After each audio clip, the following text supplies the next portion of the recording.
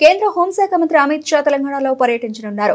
రేపు నిజామాబాద్ లో పలు కార్యక్రమాల్లో అమిత్ షా పాల్గొననున్నారు. ఈ మేరకు ఆయన పర్యటన షెడ్యూల్ ఖరారైంది.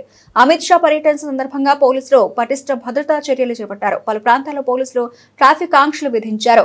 రేపు ఉదయం 11:25 గుజరాత్ లోని అహ్మదాబాద్ ఎయిర్పోర్ట్ నుంచి బయలుదేరి మధ్యాహ్నం 1 గంటకు బేగంపేట ఎయిర్పోర్ట్ కు అమిత్ షా చేరుకుంటారు. మధ్యాహ్నం 1:45 బేగంపేట ఎయిర్పోర్ట్ నుంచి ప్రత్యేక హెలికాప్టర్లో నిజామాబాద్ జిల్లా కలెక్టర్ కార్యాలయానికి వెళ్లనున్నారు. అక్కడి నుంచి వినాయకనగర్ లోని జాతీయ పసుపు బోర్డు కార్యాలయానికి చేరుకుంటారు. మధ్యాహ్నం 2 గంటలకు జాతీయ పసుపు బోర్డు కార్యాలయాన్ని అమిత్ షా ప్రారంభించనున్నారు. మధ్యాహ్నం 2 గంటల నుంచి 2:30 జాతీయ పసుపు బోర్డు కార్యాలయంలోనే ఆయన ఉండనున్నారు. 2:35 నిజామాబాద్ కంఠేశ్వర క్రాస్ రోడ్ లో ఏర్పాటు చేసిన దివంగత మాజీ మంత్రి ధర్మపురి శ్రీనివాస్ విగ్రహాన్ని అమిత్ షా ఆవిష్కరించనున్నారు.